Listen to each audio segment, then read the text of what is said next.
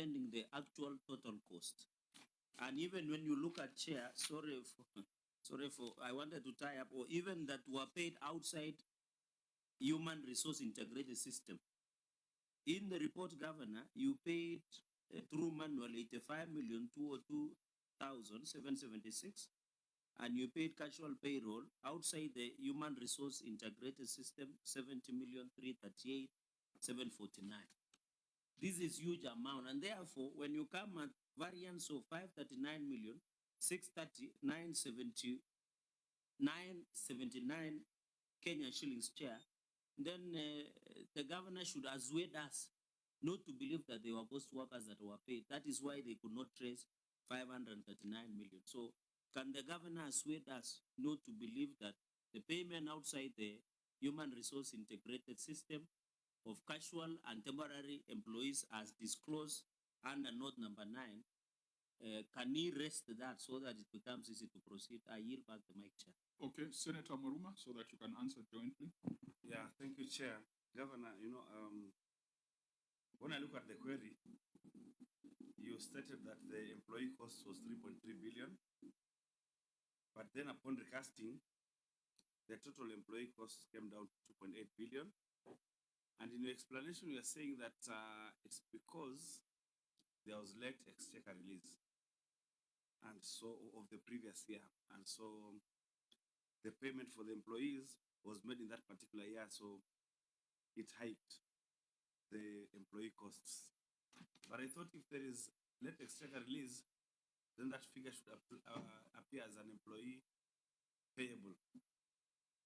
It should appear as a pending bill. Why should it appear here as a real cost to be paid for that particular year? I thought it should be a pending bill. And then again, I agree with the chair that where is the schedule? The evidence showing that employees were not paid in that particular year or the previous year, and they were paid in that particular year. Hence that variance. So I think that needs to be explained better. Governor? Through the Governor, Chair. The 539 million is actually for 23-24. It's a figure for the previous year, not the year under audit. And that's what I'm saying. Yes. If it is for 23-24, yes. In 24-25, it should have appeared as a pending. Because the pending bills would be more because there was late exchequer release. And then you have to demonstrate that because of the late exchequer release, the pending bills were high, but then these were the people who didn't pay, and now we have paid. And so that deals with that variance of 539 million. Shushe, even if you look, CC, before you respond, even Chair, if you look at note number 32, as you have said, if it was an expense that was carried over, even in employees' payables, it is still nil. So if you were reflected in your financial statement, note number 32, we would have seen that movement. It would have been easy.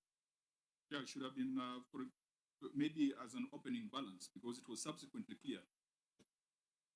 Auditor General, if this related to salaries for prior year, should it have been reflected as an opening balance? Thank you, Chair. Yeah, it should, under note that too.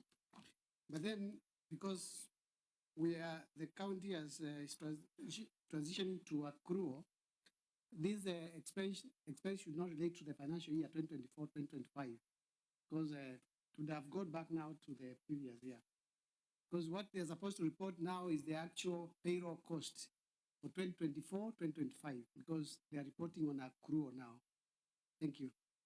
Okay, the long and short of it, is there any evidence to support your assertion that the 539 was May and June salaries? I think that would be a very easy thing to substantiate, to avoid all the speculation that is going on.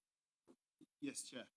Really, we can get the payroll for that last financial year for 23-24, which shows the 539. And just, Chair, to clarify is that 23-24 we reported cash basis. So by the close of the year, 539 million was nowhere.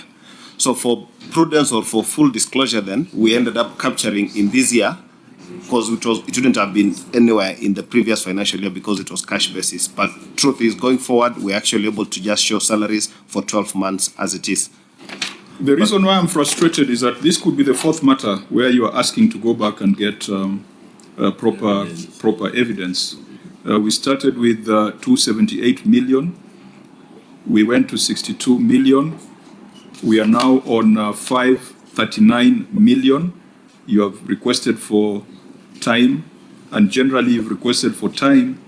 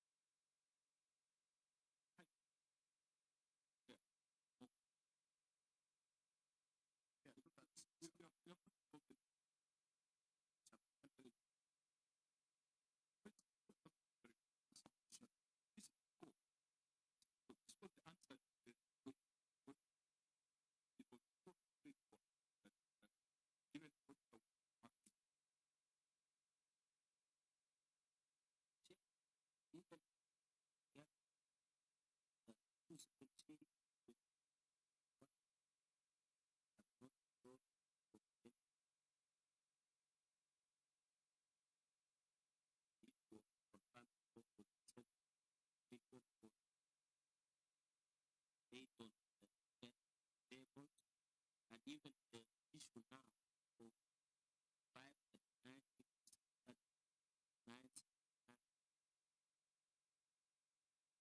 the material connected is for discussion of what plan that we can if we have not got we have done it masters on only a few numbers, and we have agreed that the aspect of the financial statement might not have been truly disclosed the true and accurate position of the entity. Chair, maybe we can still do another test of one or two in the employees' compensation, because this one on 539, I can see there are a number of issues on employees which was there in the previous year under review, the previous prior year matters, but now the others on this financial year, Chair. I think because we are slowly getting frustrated, but that should not kill our spirit, because we've got a public duty to go through these reports. I think let's deal with one other issue of financial statements and then take a view from there. But it would also be important for us to spend a little bit of time on HR issues that are contained in this report. So, Auditor General, I think all the issues we have addressed, none of them has been cleared for lack of supporting documentation, so they remain outstanding. Let's look at these transfers from the County Revenue Fund. There where you had told us that the money that left the CRF is different from the money that got to the executive, and find out whether we can resolve that one. Inaccuracies in transfers from the County Revenue Fund. Thank you, Chair. Inaccuracies in the transfers from County Revenue Fund. Note 6 to the financial statements reflects transfers from County Revenue Fund totaling Kenya shillings 7,599,066,478 Kenya shillings. That is made up of recurrent account of Kenya shillings 6,439,545 1,543 Kenya shillings, and development account of Kenya shillings 1,159,520,935. However, the financial statements of County Revenue Fund reflect transfers to the county government amount of Kenya shillings 7,733,771,378, resulting to an explained variance of Kenya shillings 134,704,900 Kenya shillings. In the circumstances, the accuracy and completeness of transfers from County Revenue Fund, amount of Kenya shillings 7,599,066,478 could not be confirmed. Thank you, Chair. Governor, and again the page number, because you've skipped a few pages. Page 6. Okay, proceed. The variance of Kenya shillings 134,704,900 arose as a result of mispresentation in the County Revenue Fund. The actual transfer is as detailed in Note 6 of the Nandi County Executive financial statements. The transfers in the County Revenue Fund included transfers of self-reporting units, which ideally should be independent. The actual transfers were made directly to the respective funds, as shown below, with Flocker 62,500, 62,500,000, emergency 39,895,600, KUSP 32,309,300, totaling up to 134,704,900. The extract of the financial statements is attached in Annexure 6. The audit was concluded. Sorry, that's the auditor's conclusion. Yeah, that paragraph is the auditor's conclusion, isn't it? Am I right? Yes. Yeah, yeah. So you just stop there. So, Auditor, Annexure 6, does it address the concern?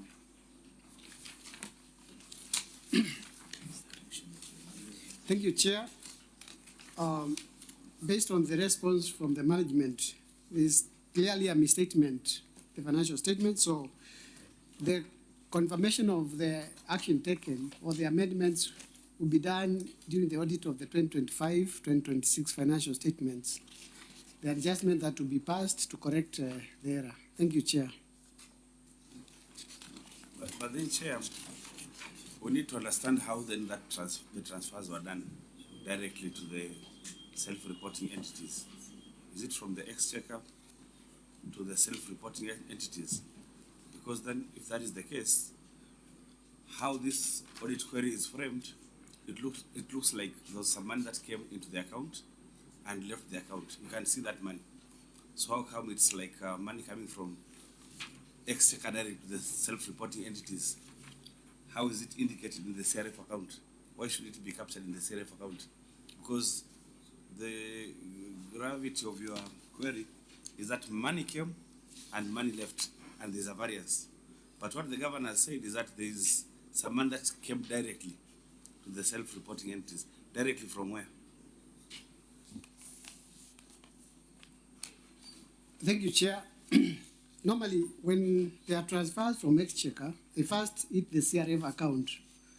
Then the CRF is supposed to transfer to the county assembly, the county executive, and other self-reporting entities, not directly from exchequer to self-reporting entities. Thank you, Chair.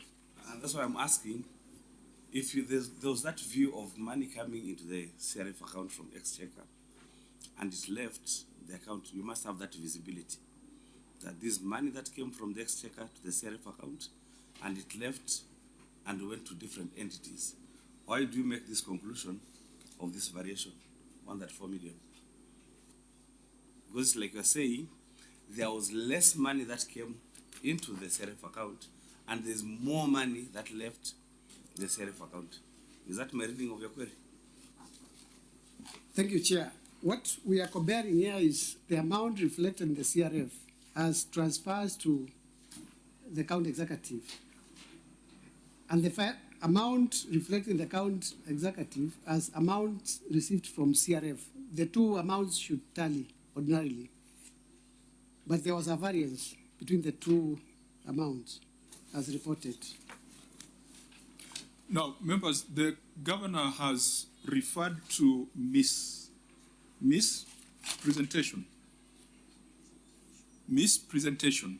Is that the word that you have used? Mispresentation, which is an admission that the financial statements were not prepared properly. Because that breakdown that you have shared, perhaps we should have seen those transfers directly rather than having the bulk of amount going to the executive. But looking at the report on the County Revenue Fund, that misrepresentation is not only limited to transfers to the executive. Even transfers to the county assembly has been queried. Now, let's because of time, let's just pick that matter in the CRF report. Auditor General, the inaccuracies in transfers to county assembly in the CRF report, was that resolved? Just look at it quickly. Tell us if it was resolved, then we can say they are taking measures. If it's unresolved, then we know that there's a serious problem in the county.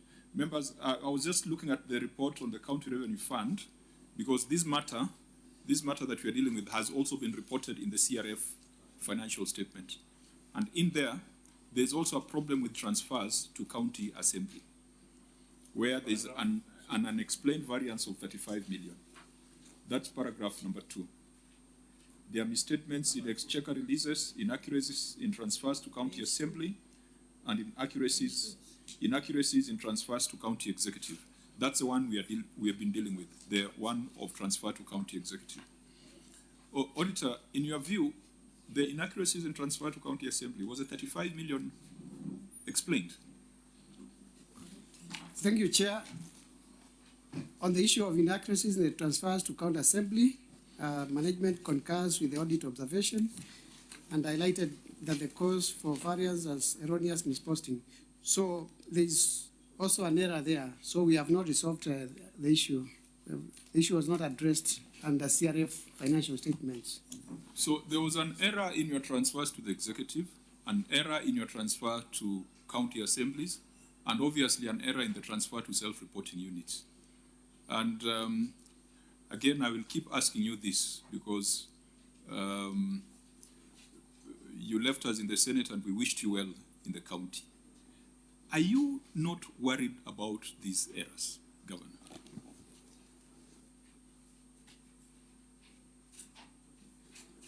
Chair, yes, there are issues, but I think we are explaining them. We have made explanations, but definitely we still need to give further clarification, which we request that if you direct us, we can do it within the shortest time possible, because we have given the explanations, Chair. What's the explanation for the variance of 35 million transferred to the assembly?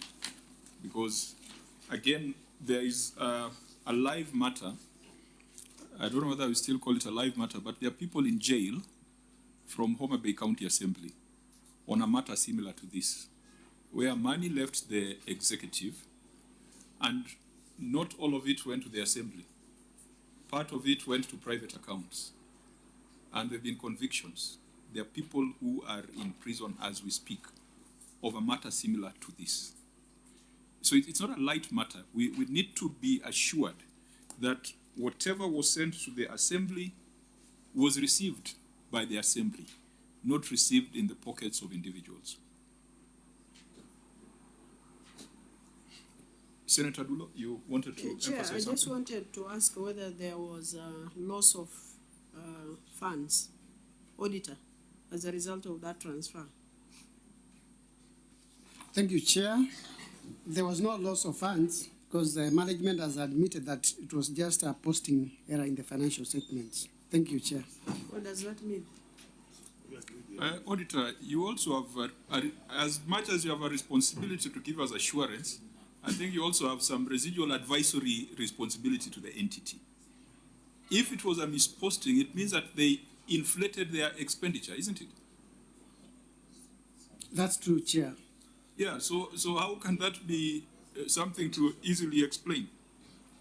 Because numbers must balance. So if you say you sent 35 million more, Yes. and yet you didn't send 35 million more, so where is that 35 million?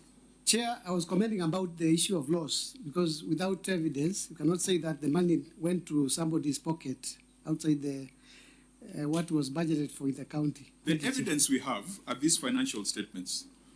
One financial statement says 766 million was sent to the assembly. Another financial statement says only 731 million was received by the assembly. And therefore there's a variance of 35 million. What do we call that 35 million? Thank you, Chair. This, as explained, is a misclassification. According to their response, They are here, they will tell us their response, but you queried this and escalated it, issued a certificate saying that 35 million cannot be explained. yes. What I'm just asking you is if you now have clarity on the 35 million on where it is. If not, then let the entity explain. Thank you, Chair. They will explain, but as at the time of audits and conclusion of our reports, they are not explained. The issue is coming too late when we had already concluded the audit, and based on their response, this is only subject to confirmation when they correct the errors in the financial statements of 2025. Let's get the explanation. Let's get the explanation from the entity because it cannot be you to explain it.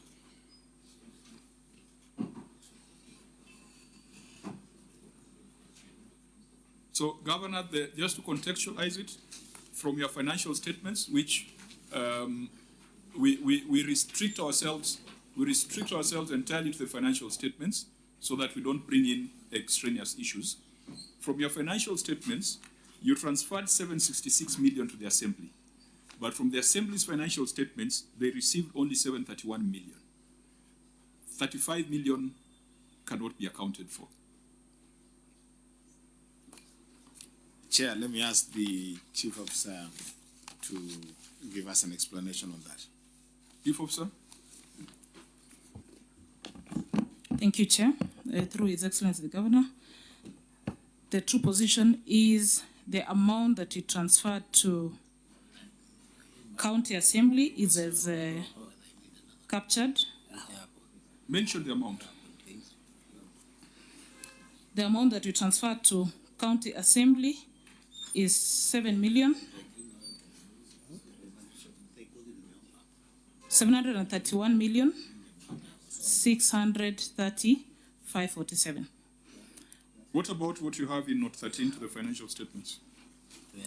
What we had posted as 766 included a figure of 350 million, which was indeed a transfer to FLOCA program, and we have as evidence in the CRF bank statement. 350 million. 335. Sorry, 35 million. Sorry. We want you to be clear. The Note 10 that is referred to by the Auditor General indicates you sent 766 million. Could you explain that?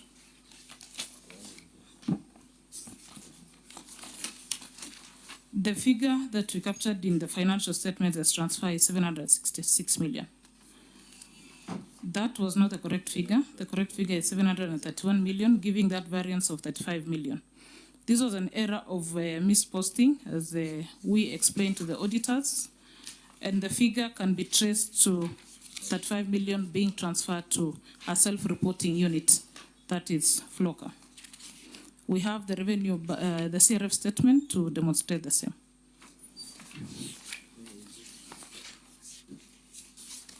So that could be the sixth error we are dealing with today on the financial statements.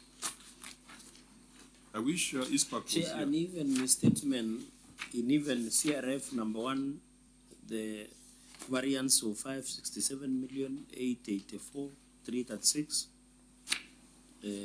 from the disclosed, there was a variance even from the National Treasury. Then there's this one that 35 million inaccuracy transfer to county assembly.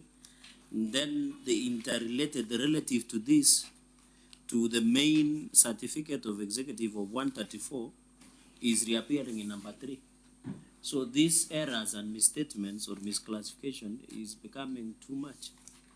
Sorry, And the governor is not assuading us from believing that there is a problem. Let's go back to that note again. I'm sorry, I said note 10, but it's note 13 in the CRF. Note 13, which breaks down transfers to county assembly, which is clearly stated as 766, which you have admitted also was erroneous.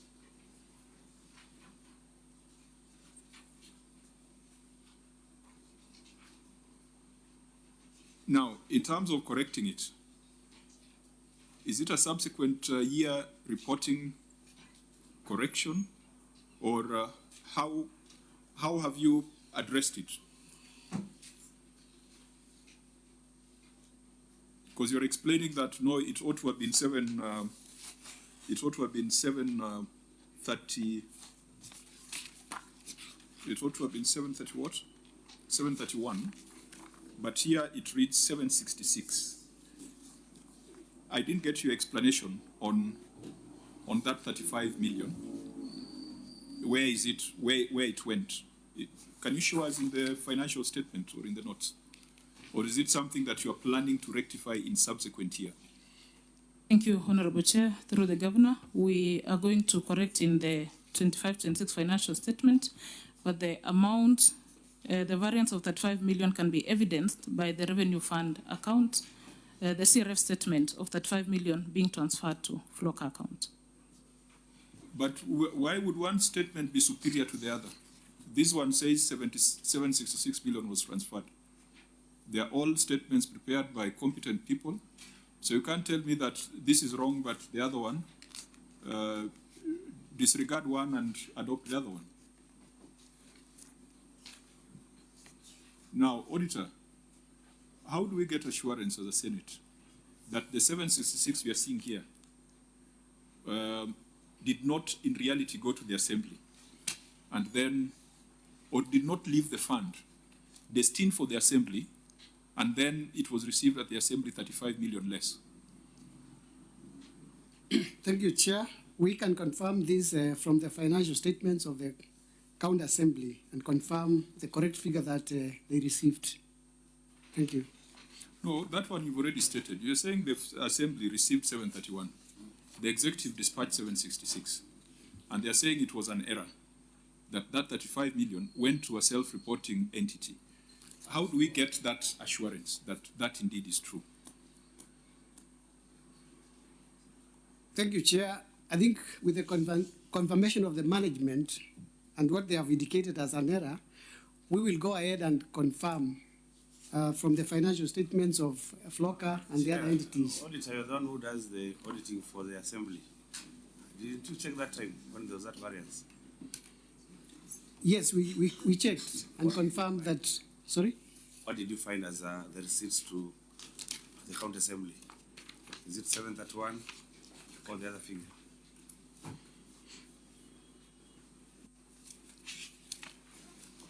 Honorable Chair, let me state that we did confirm, and from the audit point of view, what we usually do, we compare the two financial statements and raise a concern on the unreconcilable differences, and that is why we raised the audit observation. So the observation is complete. That finding is complete. As at now, there's still variance. Yes. Yes. Okay. And Governor, it was your assertion that 35 million went to which fund? The FLOCA, climate. And say if it went to FLOCA, can't we find as a transfer from CRF? Yeah, because under Annex 6,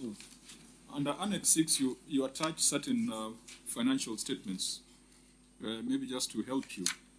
and the third was an extract of Flocker. And in that extract of Flocker, you are demonstrating the 62.5 million, which I think was reasonable in the earlier query. So where is this 35 million? Because we are looking at an extract of statement of financial performance for Nandi County Climate Change Fund. Under Appendix 6, Annexure 6, the financial statements that were submitted by the government. Because that 62.5 had already been fully accounted for by the governor in the earlier query. So For the what variance about of this 134. 35 million?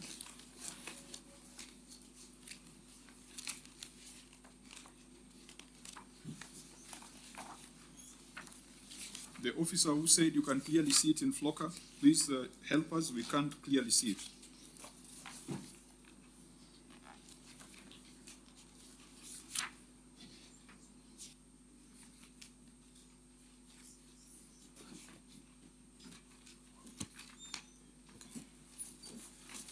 To the Governor Chair, in our CRF statement, when you look at, and I'll share shortly with you, just in case you don't have a copy there, on 2nd of July, 2025, there's an FT, a funds transfer from our CBK account to the Flocker account, 35 million. Where is it? Through the chair. I Where will, are you reading from? I will share what I have here briefly. No. We are not taking new evidence unless the chair directs. Is it part of your annexures? Whatever you're reading? We made reference to it. But this is a statement I've just asked to be printed out. Is it to part? solve? I was referring to Annexure 6, which the governor tabled under oath, which is the evidence before us. What you're referring to, is it part of Annexure 6? Annexure 6 is a product of the statement, the bank statement. So I just went for a further detailed bank statement to explain what we have in Annex 6. Chair, out of curiosity. But the chief officer said we would see it in the financial statement, Yes. not the bank statement. Yes, And that's why I brought you to where your financial statements are. So, Because remember, the 62.5 million has been accounted for under the 134 million query, which you are provided a detailed breakdown of the three: Nandi Climate Change Fund, Nandi County Emergency Fund, and County Government of Nandi Kapsabet Municipality, which sounded reasonable to explain the earlier question. But now you have said that this variance in transfers to the assembly, we will be able to see it in the financial statements of the Climate Change Fund. So show it to us, because we can see 62.5 million, which explains the earlier query. Where is the 35 million, which you allege didn't go to the assembly, went to Flocker? Yeah. Where is it in the financial statements? you should have read the complete set of the Flocker so that you see the breakdown, the financial statements. So you're the ones who chose to bring the one-pagers to us, because the one-pager is a snapshot. But whatever it is, whether it was 10 pages, we should be able to see it as revenue from either exchange or non-exchange transactions, isn't it? The 35 million. Yes, so Chair, what you see on the Flocker is a sum total made up of several transfers for Flocker. That's why then my bank statement then has the breakdown of which So 35 is the 35 indicates. million part of the 62 million? Yes, as shown on the statement. That 62 million was used to account for 134 million. Correct. In the prior query. But that is still Flocker funds, right? No, 134, you accounted for 134 by saying you sent money to Flocker, you sent money to the municipality, and you sent money to the emergency fund. Correct. And we accepted that explanation. Correct. So you can't use the same explanation for the 35 million unless we see a transfer of 35 million in this financial statement. With that Flocker. You can't use the same answer for two different questions. Unfortunately, this is money. This is not theory. Because, Chair, the accuracy of financial, and that is why I asked the first question, is the governor running away from the financial statements? Because if what is in the financial statement, the CCM does not believe is the true accurate position of the entity, And interestingly, Governor, your CC is like carrying Kenya. He has more information than you. I thought he should have given this information when you are sitting to prepare this information. I thought that should be the position. In this case, he could be carrying the wrong Kenya because you are not getting the right answers. Because, Chair, so CC and Governor, do you want us, so are we disregarding what Chief Officer of Finance said and then go for your bank statement? Yet it cannot be tabled now because, Chair, I'm on what the Governor refers as in Annexure 6 on Flocker Emergency and KSUP. And I've seen 62.5 million as other income, but it is not reflective of what the CCM is going through in the bank statement.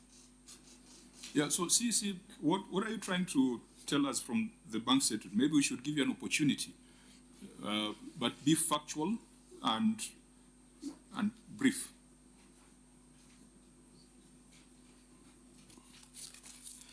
Thank you, Chair. So the 35 million, when we made our financial statements, it just came just after the financial year, but we had, that is 2nd of July, and the cutoff period we had been given is up to 10th of July.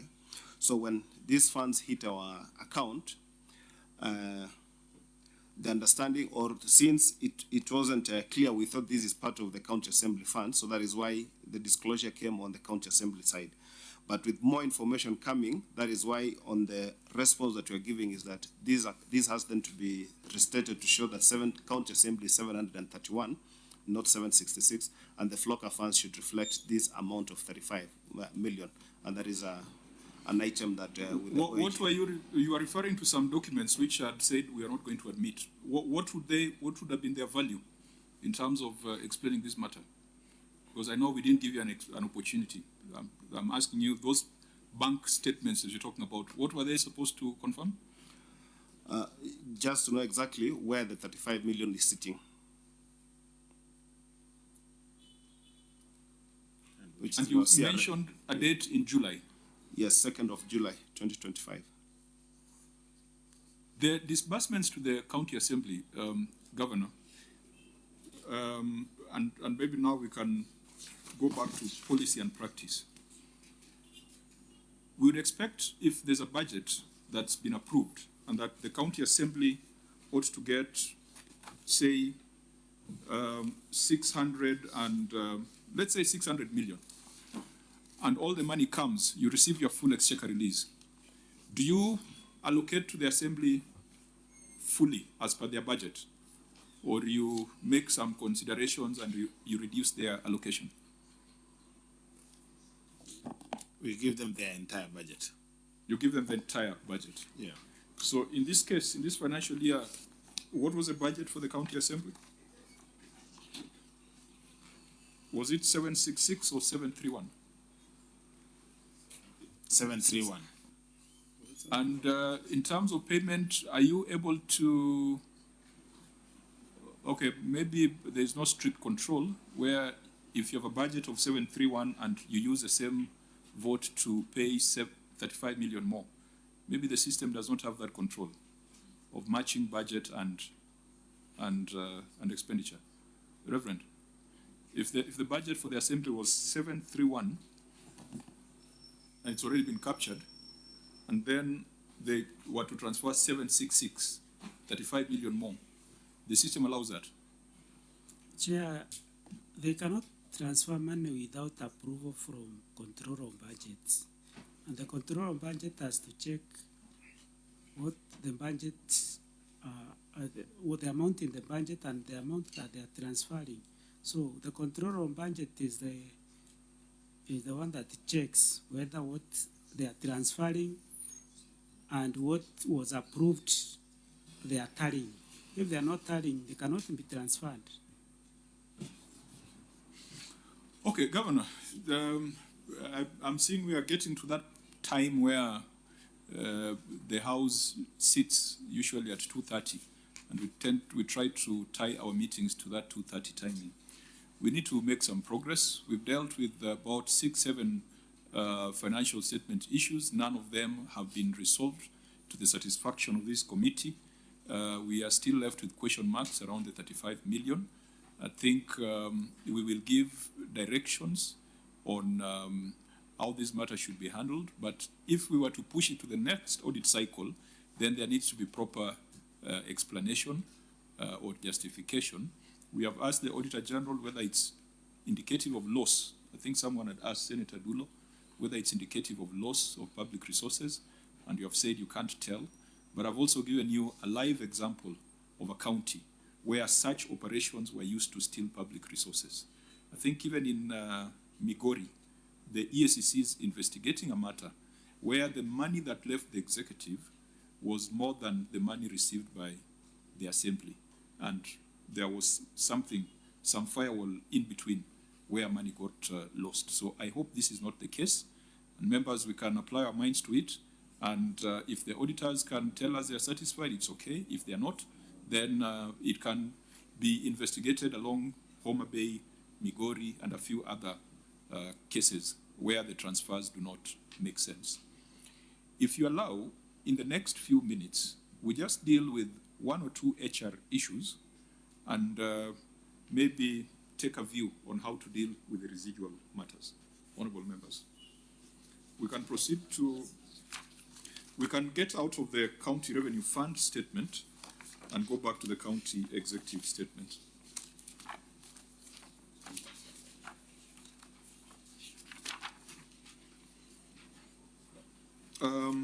The matter of undisclosed contingent liabilities, Governor, are you here with your county attorney? No, the county attorney is not here. But there's a substantive office holder. Yes. You have a substantive county attorney. Yes. Yeah, because when you do not disclose contingent liabilities, it is partially a problem of the accountants and partially a problem of the legal practitioners. Now, this matter, I think, Auditor General, you said it's still outstanding because it was not disclosed in the financial statements. It can only be corrected going forward. Yes, Chair. So we can keep it in view. On HR, perhaps we start with this matter of redundancies.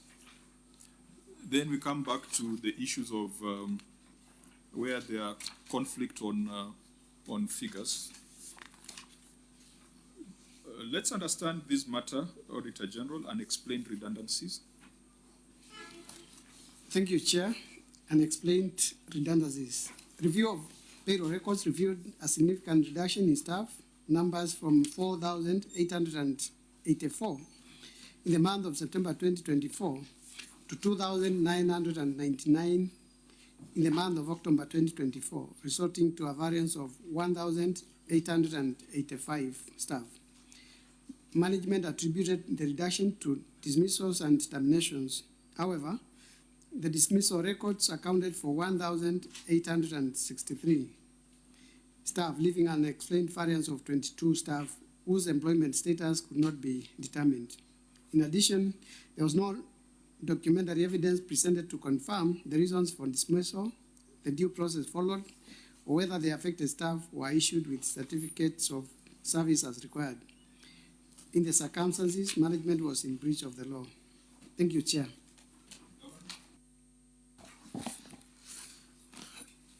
The management... Sorry, just the page number, because... 17. Page 17, yes, you may proceed. Chairman, the management reinstated 29 Walter Reed staff to the payroll. Subsequently, 7 of the officers retired, leaving 22 active officers in the system, thereby accounting for the observed variance. The comprehensive list of the reinstated staff, including details of those who have exited service, has been prepared and is available for review by the auditors, and we have Annex 11. If you read the second last sentence of the auditor's observation, Auditor General, can you read it, the one that starts with "in addition"? Thank you, Chair. In addition, there was no documentary evidence presented to confirm the reasons for dismissal, the due process followed, whether the affected staff were issued with certificates of service as required. Governor, what's your response on that part? Because you seem to have responded to the first part of 29.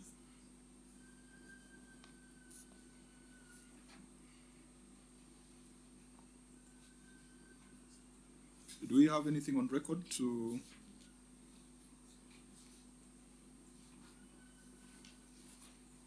just to help us understand the process, whether it was lawful and prudent? That is the objective of audit, whether actions taken are lawful and whether they are prudent. So the auditor queried the due process followed. And I thought that you'd do a summary, just because I would be happy to propose the model you used to other counties, including mine. We have a seriously bloated wage bill, which PricewaterhouseCoopers has looked at, has made recommendations, but we've not been able to take action. I would be very happy to ask my county to come and benchmark with Nandi. So, do you have anything on record, or since you're on oath, you can explain the process that was taken? Chair, we do not have any of the documents as part of the bundle of documents presented, but since I'm here, I can be able to just give a rundown of the process. When we had a national wage bill conference in our, nationally, we were participants as counties, and the whole discussion around the runaway wage bills and what contributes to the runaway wage bills within counties was shared with us through the through the conference. Part of the resolutions of the conference, which we were part of as county governments participants, was a recommendation on how to deal with wage bill. And one of the recommendations was that county governments or entities, both in counties and county governments and national governments, should undertake HR audit processes. We did decide as a county government to undertake the HR audit. We had the option of engaging some of the government entities or human resource consultants. In our case, we decided to engage the Public Service Commission. We did engage the Public Service Commission. They came to the county. They did HR audit through the process and gave us a report. And out of the report, and I think part of that report has been shared in part of the committees within this house. It has been a subject of discussion within maybe not within this committee. We have alluded to it severally in this committee, but also in the various other committees. So when the report came out from the Public Service Commission, the County Public Service Board, we owned the report and we received the report as a county government executive, and the County Public Service Board, since that is the entity that is, charged with that responsibility, also got the report. They considered the report, adopted the report, and worked on and initiated their own process of adopting the report and implementing the report. Part of the recommendations of the Public Service Commission report, Human Resource Audit report on our county, was that it showed that there were massive irregularities in the processes of hiring, some irregularities in terms of promotions, some irregularities in terms of, the terms of payment for staff, some of them, irregularities on the payment of some allowances. Some staff were getting allowances that they did not deserve. Others were missing some allowances that they deserve. So there was a whole report that captured that. But at the center of that report was the flawed or the hiring processes that were irregular. And the recommendation by the public service report that was adopted by the Public Service Board was to undertake, termination, so that then a fresh process that, abides by the law was undertaken. So the Public Service Board did the process of termination. The termination process found its way to court. Those who were affected went to court, and a number of issues were dealt with in court. The matter was determined at the labor court. They found, a number of issues had been presented to court, and I think that brief, if we can be able to provide the written brief in terms of the outcome of the court process. But the sum total of the process is that the Public Service Commission or the county government had the power, and the Public Service Commission had the right to undertake the audit when requested to, and that what was found in the report of the Public Service Commission was okay. But then they faulted the process of termination. So that termination process was faulted on account that the County Public Service Board did not give the staff due notice. There was an element of failure by the Public Service Board to provide or to give staff notice, and they went ahead to make recommendations to redress that breach of the law by the Public Service Board in not giving the notice. And in terms of that, they provided they made a ruling that staff that had been, because of that breach, staff who had served with the county for less than 1 year, there was a certain amount that was presented. They should be paid 2 months' salary in lieu of the fact that they were not given the notice. Those who had worked for 1 year, 2 years, a period of 1 to 2 years, there was an amount or the number of months they were to be compensated. Those who had worked for more than 5 years, so they categorized the same. So the county, we were then directed, or we are expected to proceed to implement the ruling of the court. What then happened is that the same staff were not satisfied. They appealed. So the matter, as we speak right now, lies within the Court of Appeal. However, they did not get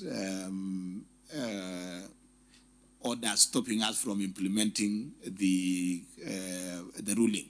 So in terms of advice that we have from the county legal office, the county attorney, is that as a county, we need to proceed to undertake, to implement the ruling that was given by the labor court. However, so that is the process that, that explains the process with regard to the audit and the termination and the matter that went to court. But on the part of the county government, the recommendation that was given by the Public Service Commission then was to then do the recruitment regularly. And that process has started. The staff who were affected initially were 1,885. We have since, as a county, or the Public Service Board has since started the process of regularizing and doing the process of hiring afresh. And up to now, we have done about 1,200 staff have since been hired, through the proper regular process as recommended by the Public Service Board. There is still an ongoing hiring process. Even right now, there is ongoing hiring process for about 200. So eventually, we have been able to then regularize the process, bring down the numbers. Some have, any issues that related to allowances that were not regular, all of them are being addressed through the regular, hiring process that is going on by the Public Service Board. We then, Chair, could if this committee directs, we could provide a comprehensive, written advice on this. Or not advice, but chronology of events and the outcome and that detail that we can be able to provide.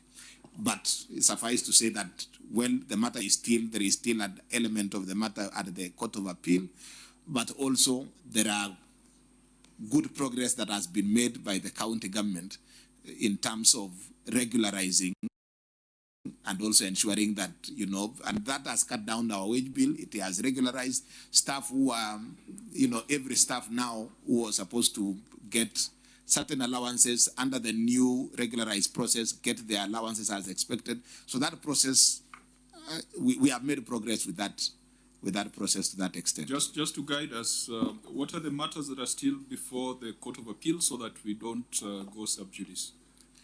Well, the Court of Appeal, I mean, the staff in the appeal the entire ruling, you know, because what the staff wanted was a determination that, or they wanted reinstatement. The entire team of the 1,800 wanted reinstatement. Even those who had issues, who had irregular promotions, wanted their promotions retained.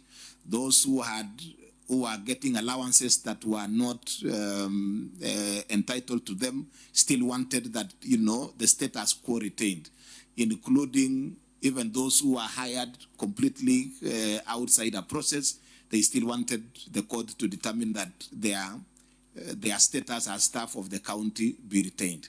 But then the ruling of the court was that all those processes by Public Service Board, by Public Service Commission were okay, except that the Public Service Board should have given a notice in terms of the termination process, and they provided a redress to it, which I think is a matter that is now subject to the appeal. Okay, honourable members, Senator Chiraki? Maybe, Chair, just quick. Governor, on this, so you are saying that it is only 20, the others retired. You retain 20 from your document 26.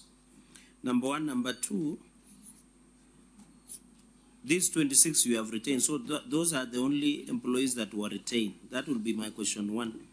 Question two, if I listen to you carefully, you have said up to now you have hired 1,200, and the chair was almost congratulating because when you reduce it became 2,999, but from your explanation orally, you have added 1,200, that comes to 4,199, and you are saying there is ongoing recruitment. So my question, this increment of 1,200, and how much are you intending to hire more?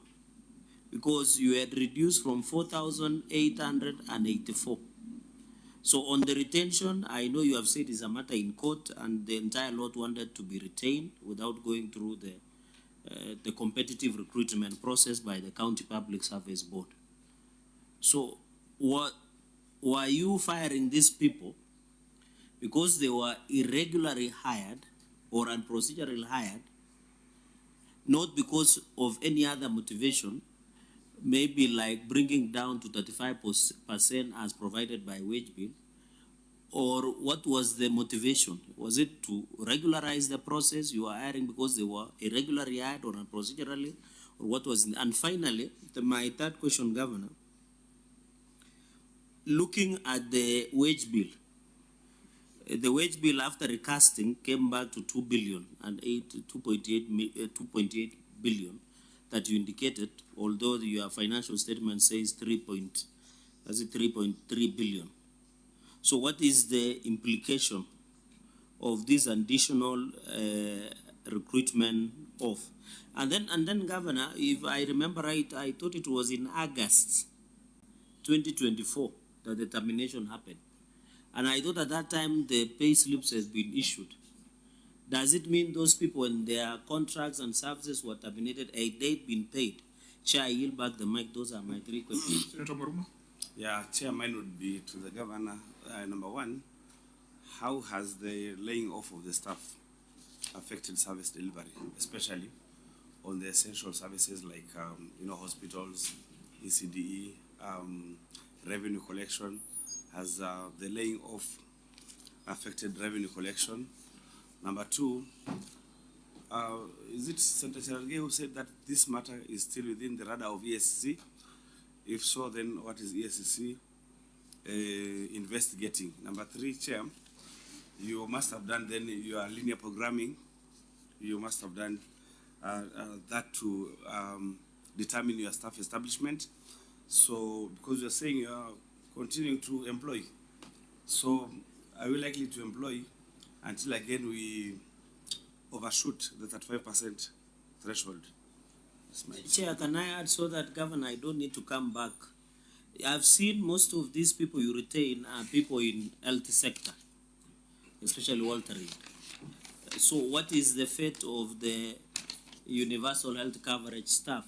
That there was the issue of 8.9 billion and they had demonstrations. They normally come to our gate, but I've advised them to visit you individually because you will address more because we finished. I know there was an issue with the budgeting, but in this Walter Reed, or I've seen a number of that you have, what is the fate of the UHC staff that are within the system? Thank you, Chair. So, yeah, Governor, in your response, it is an opportunity for us to understand how the process ought to be. At least the courts of law have been involved, so you've got a very fine perspective of how this should be done. So it's a learning exercise, but we also need to get answers to some of the queries raised by the senators. So, Chair, part of, and I think let's just put it in context, that the way to reduce wage bill is not just in the numbers.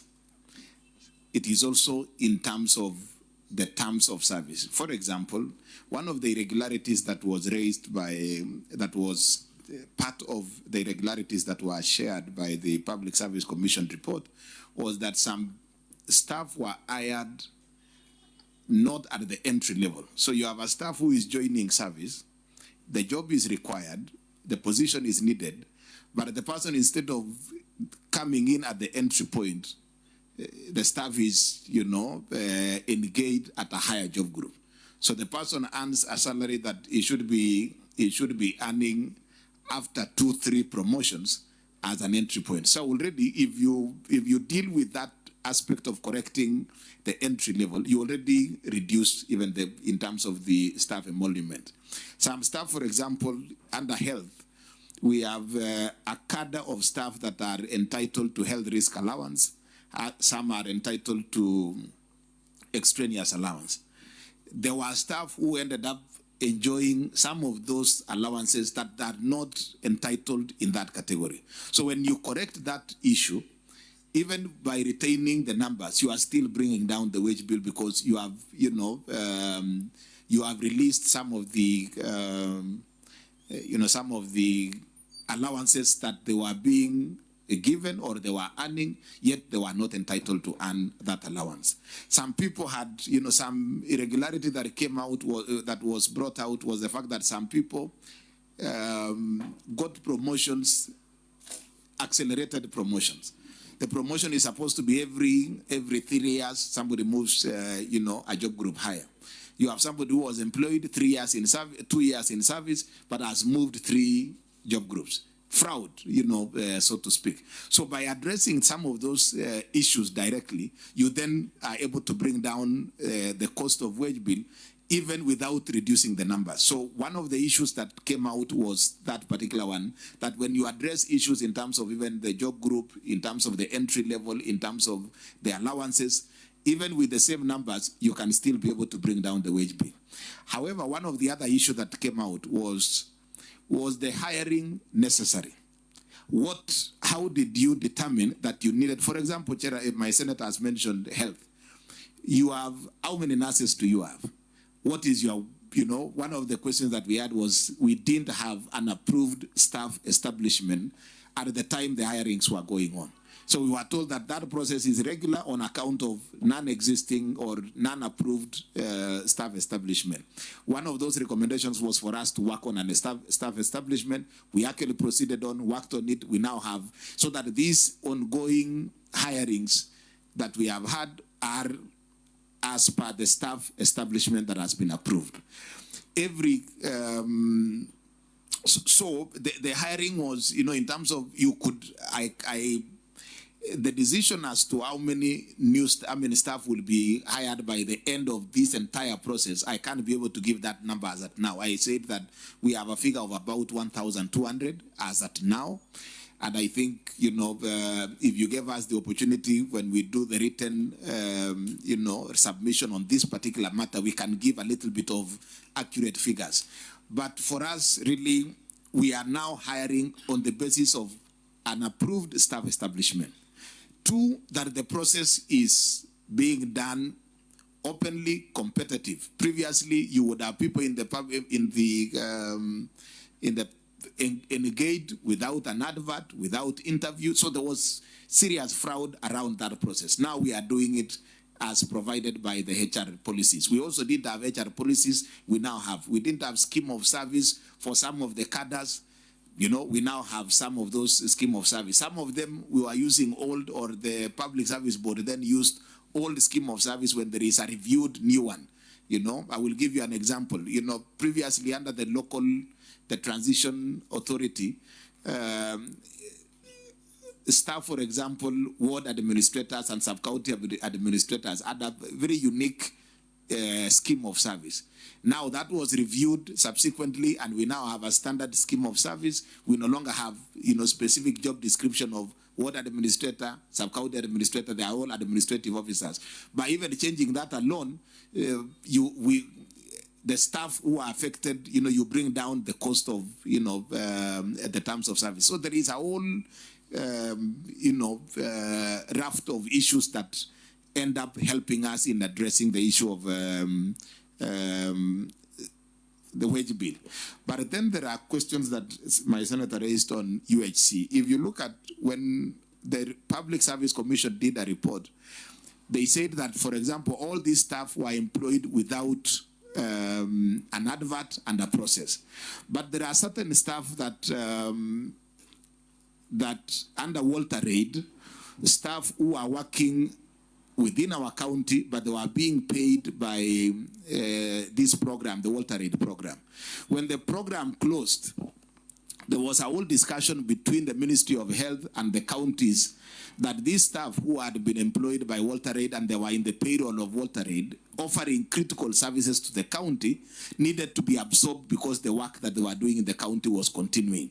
We adopted, the funding under Walter Reid, ended.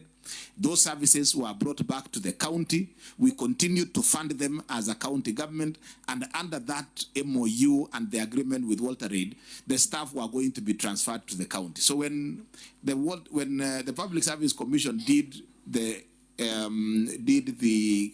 HR audit, they told us these 29 staff were part of the staff who are engaged without a process.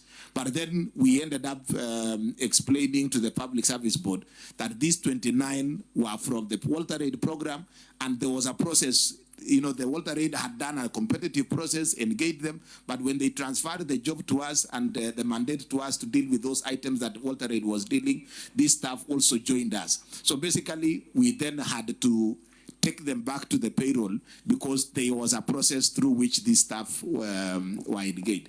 So, Chair, if you then can just allow, because I think... Yeah, because I think you have a lot of substance, yeah. But it was in written form. Yes. That's why the auditor had asked for it. The auditor had asked for documentary evidence presented to confirm reasons for dismissal, the due process followed. I think this is a matter that we need to document properly. True. Because other counties might want to use a similar approach. Yeah. And they can benefit from the mistakes you made. True. They don't make the same mistakes. Agreed. I think there was a question which will perhaps allow us to close this. What has been the effect on the numbers? Yeah. The financial numbers, leave alone the head count. Because head count looks like you released 1,885, you brought in 1,200, and you're still hiring more. Yeah. What's been your... As the compensation to employees figures reduced? Because again, when you terminate, I don't know whether there could be terminal benefits that would be much more expensive than regular monthly payments. So has there been an improvement or a reduction in your employee costs, and by how much? Well, again, it can be captured. We can include the actual figures in terms of the reduction, but definitely suffice to say, yes, there has been a reduction. However, I think there was a point that was asked by Senator Mwaruma in terms of how was service, the rendering of services to our county affected. Yes, it was 1,800 was a major shake-up in the human resource. That is why, and it explains even some of the challenges, because it affected all the staff from health to finance to human resource, literally everywhere. Yes, there was it affected our service delivery, but we had contingent, decisions that we had to make, including talking to some of these staff who are affected, and then we showed them the roadmap that we are now starting the process afresh. We will give priority to those who qualified and who are working with us, and most of them agreed to work on a stipend during that period to just continue rendering services, especially in critical areas like health and many other areas. In finance, we have appeared here before where we had challenges even in terms of retrieving documents, supporting the auditors when they are doing the work, because a number of those staff were affected. So we tried to manage, but now with the about 1,200 already back on service, the service delivery within the county has now stabilized, and we can still provide the actual figures in terms of those changes, how much we have been able to reduce, Chair. Okay, members, Senator Mwaruma, do you wind down? Chair, lastly for me, there must have been officers who are involved in the breach of law on employment. What happened to them? Are they still working in the county? As well as a county public service board, Yes. and when were these things happening? Chair, maybe in addition, through the chair, he didn't come clear on the matter of UHC, yeah, I agree when he said the Walter Reed staff who had served, they had known the place, they were experienced, Yeah. they were cross-spread across the county. What about the UHC staff? How many are there?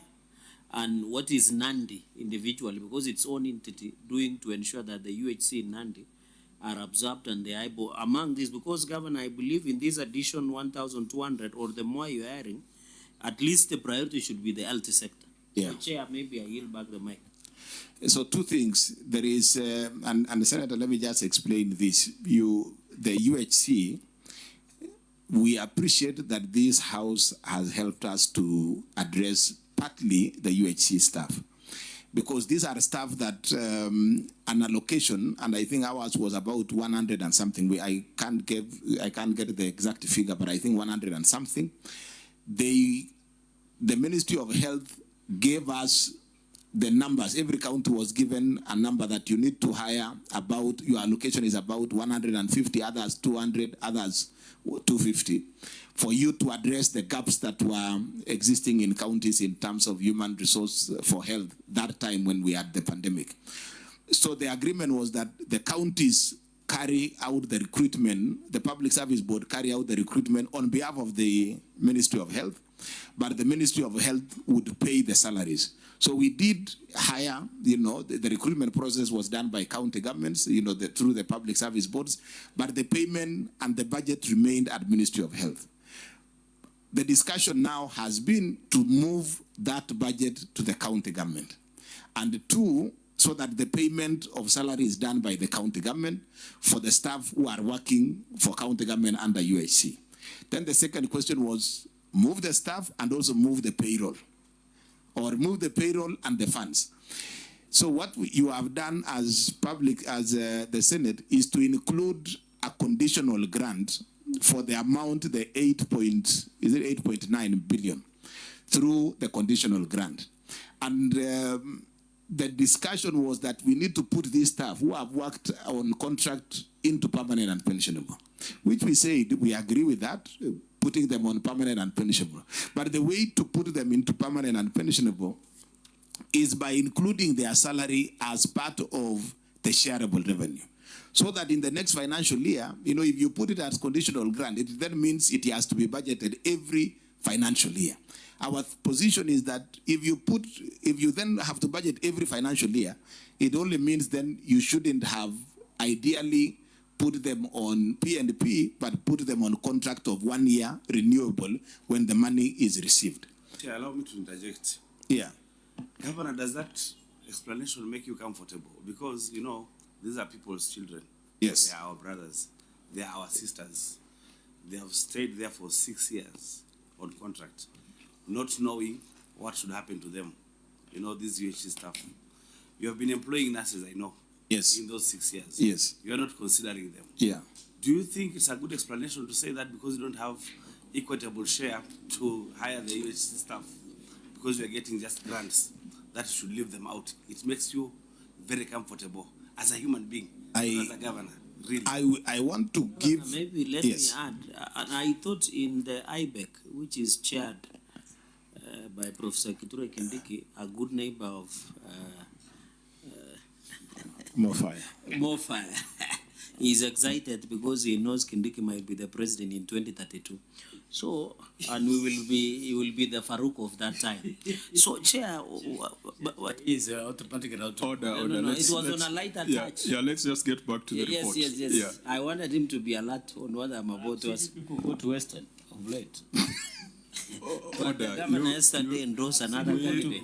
We might be approaching the point of diminishing returns. No. So, Senator Chiradge, just prosecute the point. You have abandoned my projects. But the governor was in that meeting. He said something. You'll ask him after this about 2032. So, Governor, the issue. So, what are you saying? Because we have had the president and IBEC where the deputy president chairs. We have had the president even here in Kajiado requesting that as COG, and you are one of the officials of COG, to fast track.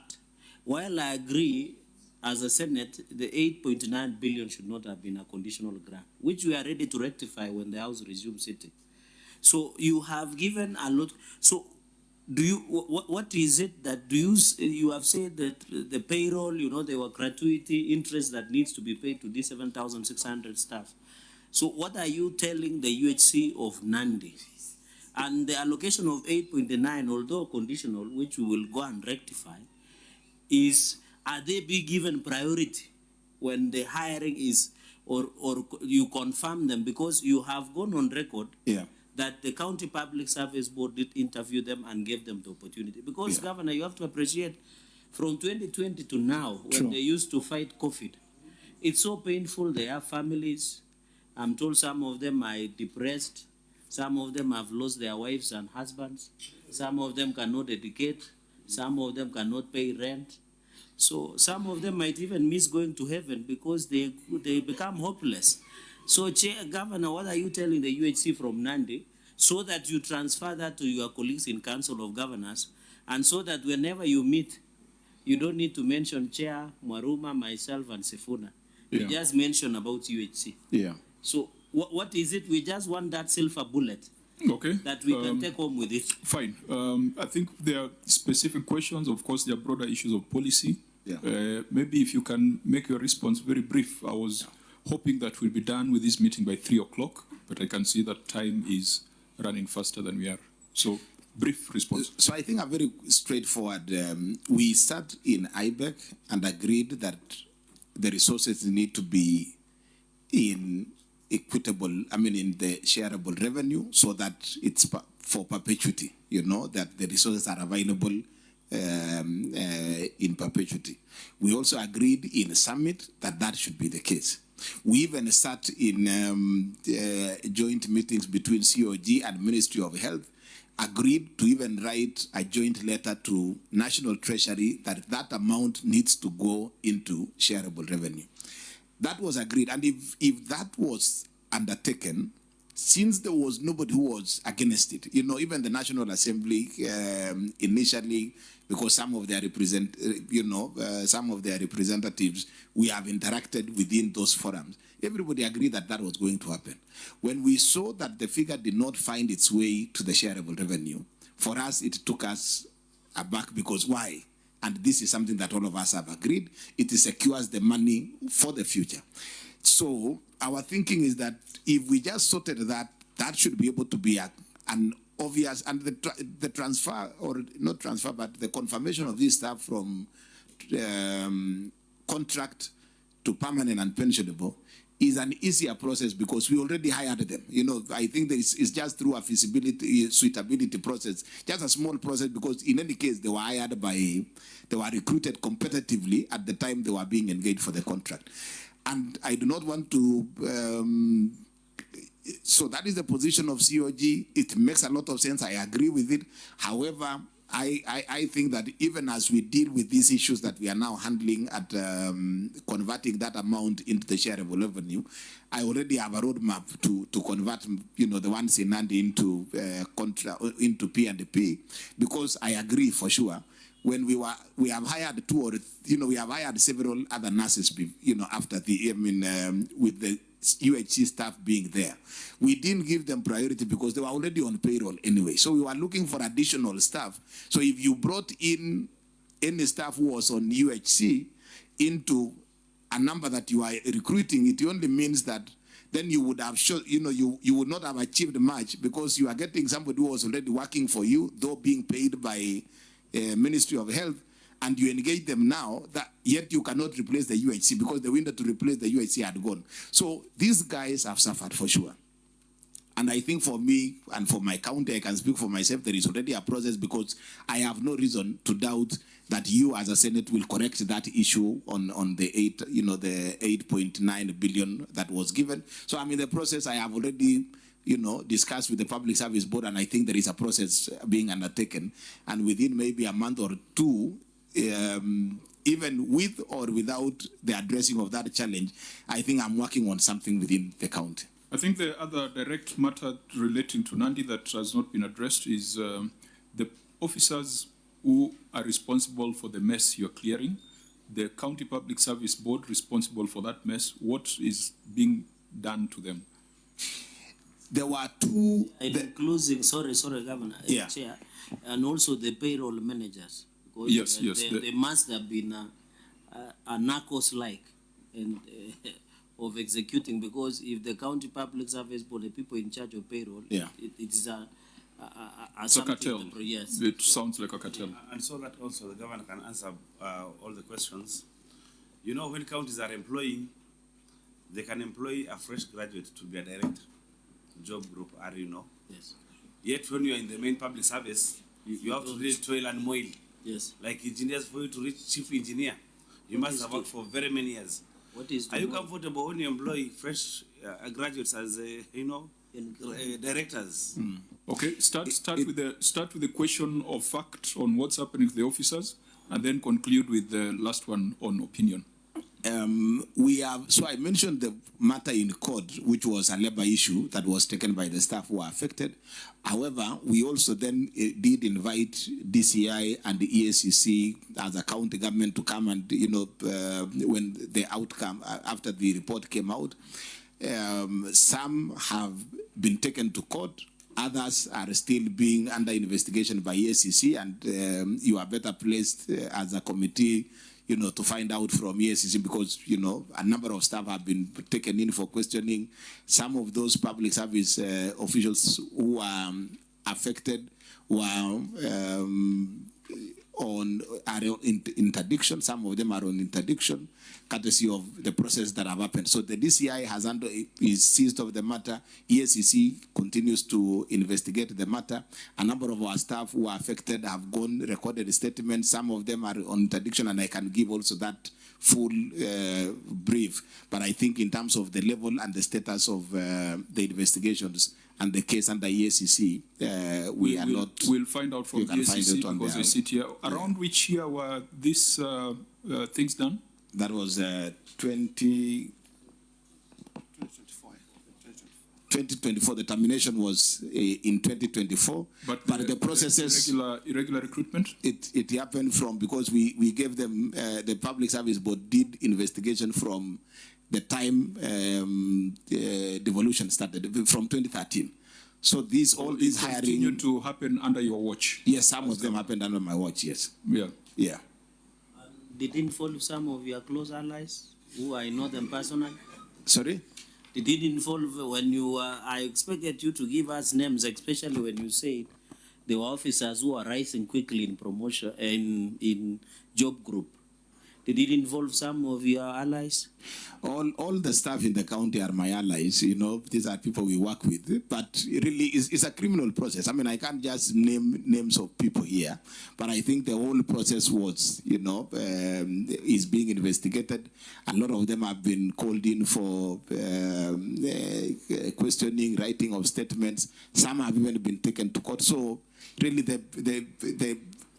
the aspect of what needs to be done and it to be, I mean, an accountability on those issues are really within the various institutions of accountability. And we as a county government, when we wrote as a county government to EACC, we gave them all the information, we gave them all the details. So we know that that is a matter that is being dealt with at that level. I think as a matter of, just follow up. maybe let me say this before you have the last bite. From our conversation for the last 3 hours or so, I think it's emerging that there are two things that you must clean up. Yeah. Seeing that you've got 1 year to go to the end of your tenure. It is the issue of pending bills, which we have spent a lot of time on, and it appears that we don't have a very clear picture. And it's also on this issue of HR. The one on HR, fortunately, you are taking action. And the reason why I asked when these things happened, because sometimes governors say it was a problem of the past, but they've been happening under your watch. So you've got 1 year to fix those two issues. Your payables, to fix the issue of HR, but also to ensure that you leave behind a civil service, a county civil service, that is up to the task, that takes its work seriously. I think there's a little bit of seriousness that you still need to instill on your team and your officers. Senator Chirarke, and I think I will be bringing this meeting to a close in about 10 minutes. Senator?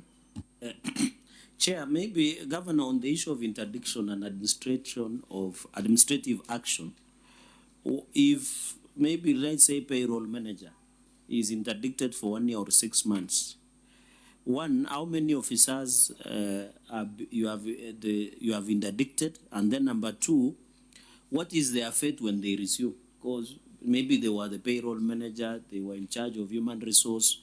What happens when they come back after 6 months interdiction or so many months? Give us a picture, because there must be a reason as to why they were interdicted. And then if they created that mess with the payroll, what becomes of it if they come back to the same department? So how many officers were interdicted? And what is the fate of these interdictees? Because I know the process of firing somebody is always complicated because of the labor process and what have you. Now that you are waiting for the other criminal accountability mechanisms to be done, what is the fate of these officers who have been interdicted that created a mess with the payroll? Chair, I yield back the mic. Last question, maybe. Okay, Senator Bruno. Last question. Governor, you're saying that your government is employing, and you know, in the certificate, page 6, the auditor has made a finding that there's breach of law in failure to observe ethnic balance and staff composition. And this is a pet subject for Senator Cherargei, that when a county is employing, then we need the face of Kenya. So are you mitigating on this finding to make sure that Nandi County staff then has the face of Kenya? Okay, as you respond, there was a number we had asked for, which perhaps does not even need to be submitted in future. You have just closed your financial year.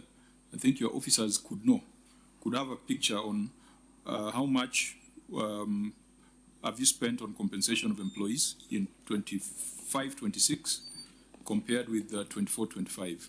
Just a rough estimate. You can look up the numbers as the governor responds to the other questions, because we want to see the impact, whether it's translating into financial benefits, or we are just going around, musical chairs. Governor. So my team will give me the figure there. But in terms of those who are interdicted, the procedure is that once somebody is implicated and that the matter has been taken up by the investigative authorities, to provide the affected or the culprit is interdicted until that process is clear and the person has been cleared it will remain interdicted. So it's a human resource process. It remains interdicted until when cleared. If they are not cleared, then the consequences of termination, the dismissal, even possible further criminal, processes against them then continue. So for us, those who are interdicted and those officers who are central to this serious crisis, are under investigation. For the Public Service Board, this was happening under the previous Public Service Board. So their term ended, but they are still subject of investigation by EACC, and I'm sure they are part, a number of those members of the Public Service Board are actually subject of those criminal investigations that are ongoing. So really, any of the officers who are involved are currently facing those processes and the accountability processes through EACC and DCI and the others. So that indicts the County Public Service Board. Do you have an audit committee currently? Yes, we do. Because in this report, there were issues with regards to internal audit. And because if you had a functional audit committee, internal audit processes, then some of those issues could be flagged early. You don't have to wait, to resolve 1,800 people. So, but you didn't come along with the chair of audit committee.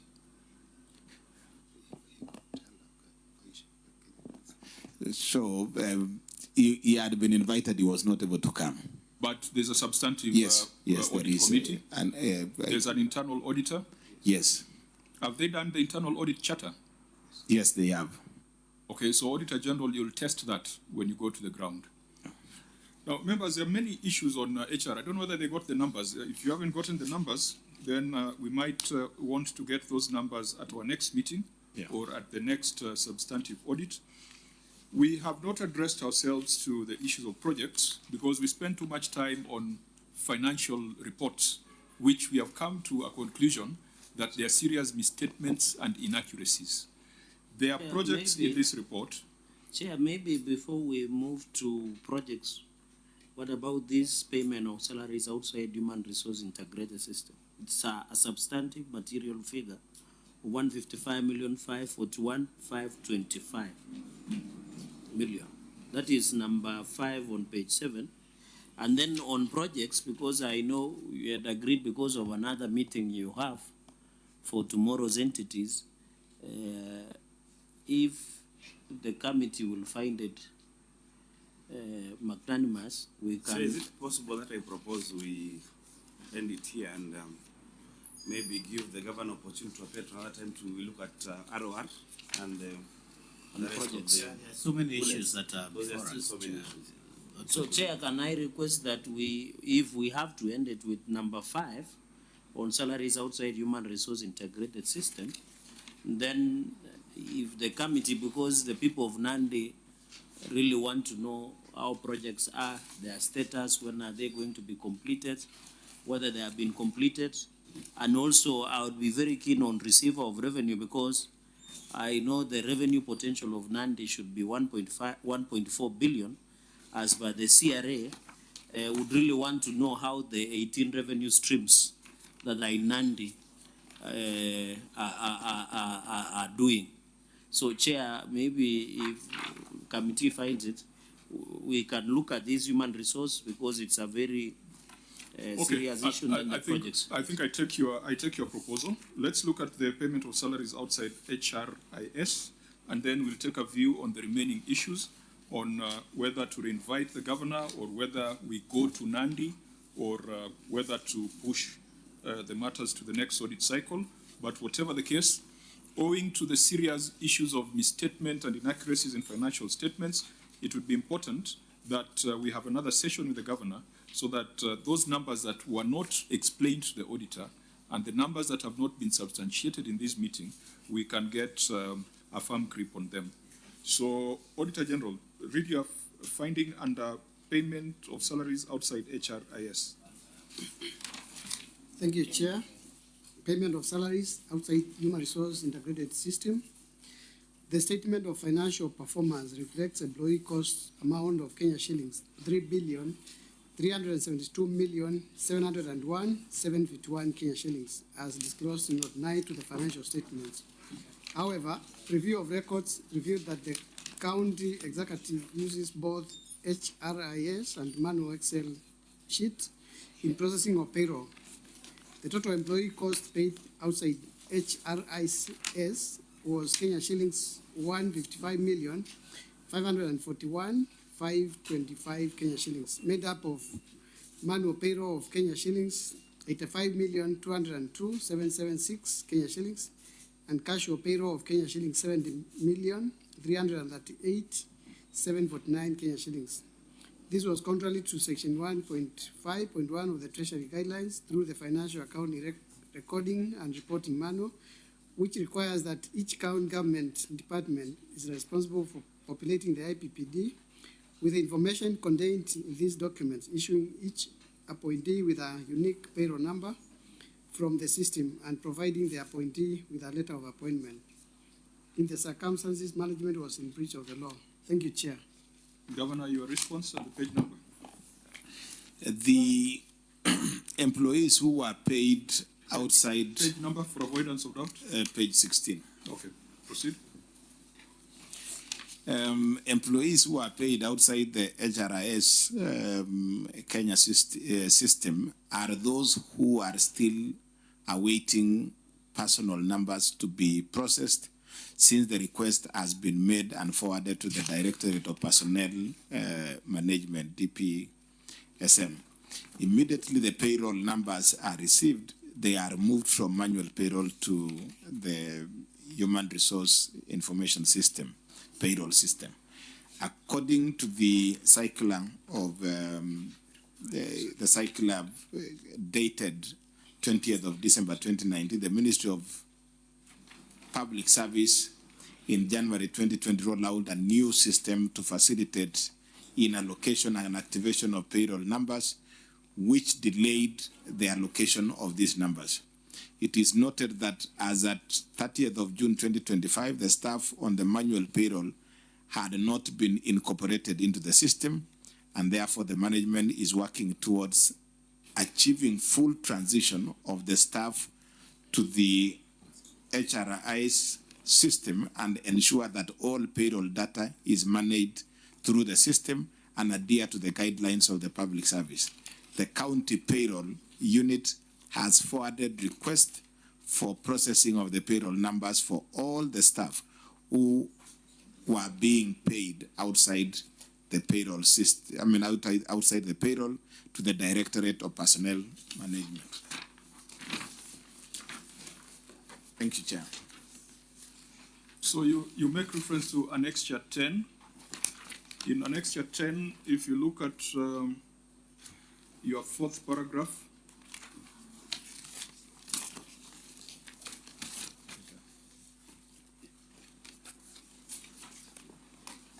which starts with kindly find attached.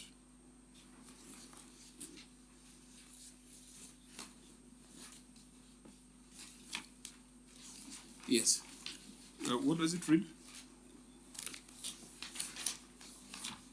Kindly find attached the list of the newly recruited officers for your action.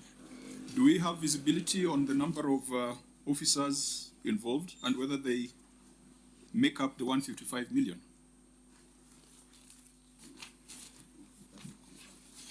In the evidence before us, because that is what you're supposed to prove. If it's 155 million without personal numbers, I thought the easier thing would have been to attach that letter that you had sent to the principal secretary, the listing, and then we see if they all count, for 155 million, we can mark it as work in progress. Otherwise, what we have now is a story. Yeah, I agree, Chair. We could provide at least that should have. We thought that the letter would suffice, but we can provide. But you can see the letter refers to something else that is more substantive. Yeah. It's a list that is the substance here. Yeah. But there's also a manual payroll of 85 million and a casual payroll of 70 million. In your response, you have not distinguished the two. Why And in you have a addition- manual payroll and a casual payroll, and you know. And Chair, in addition, the number of staff that Make up either a of the- manual of the payroll of 85,202,776 and casual payroll, which is 70,338,749. And we have seen counties when they pay casual, sometimes they say for municipalities and they give how they pay, the ID number, their job group and the amount they pay, so that we dissuade the issue of ghost workers or workers that are not supposed to be appearing, of 155,541,525. And it, in fact, in the observation, there is a manual Excel sheet which the OAG extracted this information. So I expected the county to provide that for easy tracking, and one of this 155, 541, 525 on this 85,202,776 for the manual payroll and casual payroll of 70,338,749, so that it comes up to governor to 155,541,525. So if there is a manual Excel sheet that gives total to this, it would have been easy to resolve this audit query. So, Governor, Yeah. where is the manual So, Excel I sheet? mean, it's not small money. It's about Yes. 13 million a month, Yes. isn't it? It's about 13 million a month. So it's not pocket change. It's quite significant. And I thought to account for this, it would have been just easy to say, these are the people we have on the manual payroll, these are the people we have on the casual payroll, this is a total amount, and then you give us the story about the mitigating circumstances. Failure to which we could easily come to the conclusion that you are pocketing 12 million a month on unaccounted for employees. You see, you are doing great things up there, trying to rationalize your numbers, but then down here, you are still having control issues, which then make a mockery of your rationalization efforts. Chair, our understanding was that the audit query here was, the reason why we have these figures outside the system, because the list of the casual payroll and the manual payroll was actually shared with the auditors. I mean, it's how they generated these figures is from the information and the documents that we gave. So our understanding was that the query was really to explain why they were not in the HRIS as opposed to the exact details, but it's something that we can actually provide. Governor, let's be clear. The auditor has their time for audit, and it's statutory. I think, did we change the law so that it starts earlier than September? Yes, there's a Treasury circular that requires that financial statements be submitted by 31st August so that we start on 1st September. 1st of September. So from 1st of September to 31st of December, it is a time for the auditor to do the audit. After that, the Constitution requires them to bring the reports to Parliament. So now it is to the satisfaction of Parliament, not the satisfaction of the Auditor General. So I think this is a matter that we cannot resolve on the face of it. And members, since we have so many issues that still require further explanation, I think today we have stretched quite a bit. In our next engagement, we'll make sure we start much earlier so that we don't leave any matter hanging. Maybe on the 155,541,525, I thought it is important that the governor brings the evidence that totals to this. Yes. So that the fact that the rationalization of 3.3 billion, so that we don't go back to where individuals who are not supposed to be on payroll, like ghost workers or people who do not work, or the cleanup. Governor, because you had indicated you did cleanup of the payroll system, but the fact that in the payroll, there is still people who are paid through manually, and we know manual is prone to abuse. So can you dissuade us? And I think, Chair, as you rule on this matter of we hold it there, I think the issue of 155 million should and must be addressed and accounted for the way they have done in other aspects where we needed that has not been resolved. And I think, Chair, if you look even at prior year matters, sorry for taking back, this matter still recurs in the previous financial years that has been captured. And Governor, we did advise the OAG to be capturing prior year matters so that it is easy to track. So, Chair, I yield back, Chair, on the, or because I know the meeting will be suspended shortly, is if on the issue of projects, I tend to agree with you that you can come to Nandi. We'll welcome you warmly. We see most of these projects so that when we are querying the projects, we are on site. I think it is easier that way rather than sitting here in the committee. So please feel welcome so that we can see some of these projects. And I can assure you, after doing a good job, you will not miss Mursik after the entire process. Chair, I yield. Thank you. You brought me to where I wanted us to be, to discuss and to give directions that the unresolved prior year matters that are listed as Appendix 1 in this auditor's report, they also require your response. Because, Auditor, did we get responses on Appendix 1 from the entity? Chairman, we did not get a response. The Office of the Auditor General wrote to the entity on the 22nd of January 2026, and the letter was received. That letter was documenting a total of 57 recommendations which this committee had made. Again, we did a reminder on the 23rd of March 2026, and the letter was received. That letter was copied to the County Assembly, to the CEC Finance, and to the Office of the County Governor. But, Chairman, we don't have a response to those issues. Thank you. Okay, Governor, you've had correspondence direct from the Auditor General on the basis of resolutions of the Senate, not once but twice, but there's been no response. Are you aware of those correspondences? Yes, I am, Chair. And we... What is, because there are timelines, If the matters remain unresponded to, they'll keep populating your report. Because we are not, nothing will disappear from this report until and unless there is a resolution through the Office of the Auditor General and the Senate. Auditor, when did you require them to, what timelines did you give them to respond?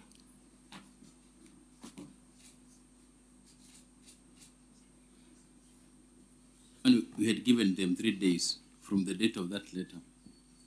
Now, Governor, you need to make sure that a response is provided.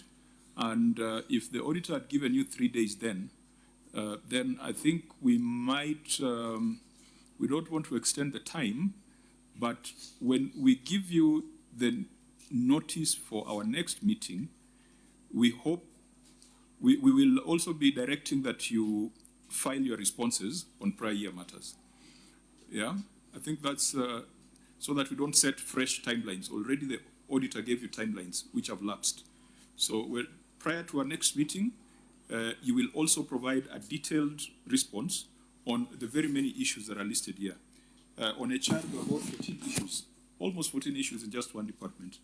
There were things that the people of Nandi might wonder how they disappeared from the Senate. So, for example, the County Aggregation Industrial Park, it's a prior year matter, but it's also in the current year. Ineligible expenditure under Kenyan Formal Settlement Improvement Project. I think there's KISIP queried and KDSP had also been queried. Then there were all these projects that you're doing, which made a lot of sense from agricultural value chain and value addition perspective, but there were delays in completion. For example, Avocado Aggregation Center, the Nandi Cooperative Creameries in Kabiet. I think there was a coffee mill project under the KDSP, and then there was delayed operationalization of Nandi County Textile and Apparel Unit. They sound, thematically, they sound like very, very good projects, but good projects poorly delivered is a bad project. So we will need to get your detailed responses on this, even though they were not part of the substantive issues in here. There were also hospitals. Kapsengere has been queried in this report. Mother and Child Hospital. There's also the issue of the governor's office building, where you have bought furniture before completing the building, like buying airtime before you get the phone. So we will need to find out what was the wisdom of doing that and whether it is prudence.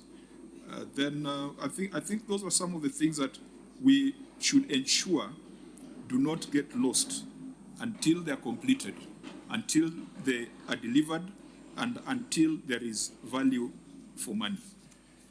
With that, members, unless there is any other matter you want us to deal with. I think in the previous one on unconfirmed purchase of office furniture and general equipment, in the prior year, it was not unconfirmed. In this year, it was confirmed purchased, but the justification to buy it before the governor's headquarters is complete, because we want the next governor, be it me, to have an office work from.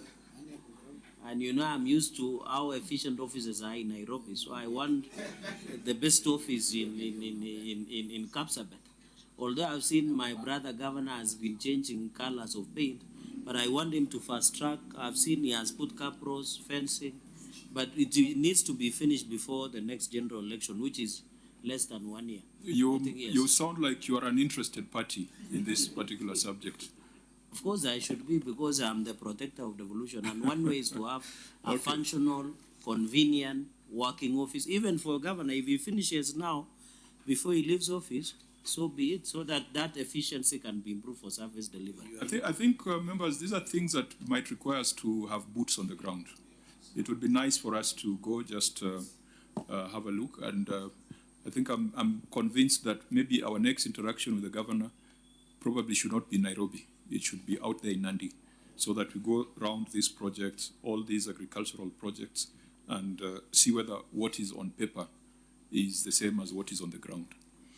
I think with that, we will, time will not allow us to go further. I will ask the governor if he has any matters in closing before we also make our closing remarks.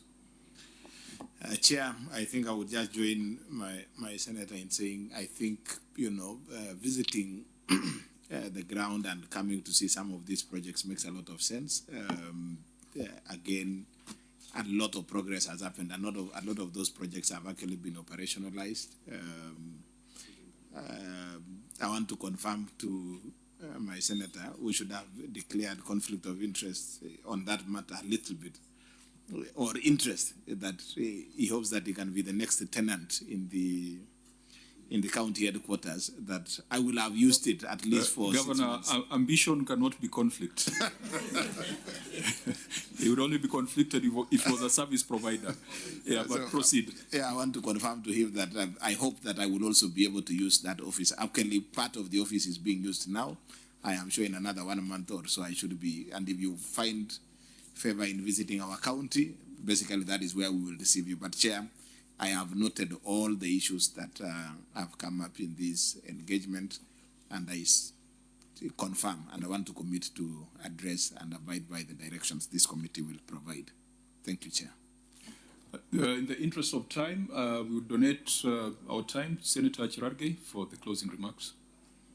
Chair, maybe just in closing is that those issues that we have flagged, I hope it can be addressed once and for all, so that my prayer, Chair, has been always every entity or every governor in office should ensure that they finish what they are doing, so that when the next session comes, it will be easy to manage. And Governor, you have to agree with me that at least everybody should finish what they are doing, so that when another regime comes, we don't want to see what you are trying to allude yesterday in Kabuliot in Moiben sub-county.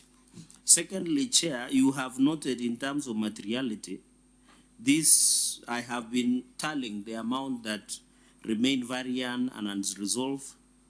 It comes to almost over 1.6 billion. These issues, and I know we would have gone even to the legal expenditure, contingent liabilities, the issue of pending bills, the issue of retention money, the issue of variance in employees and what have you.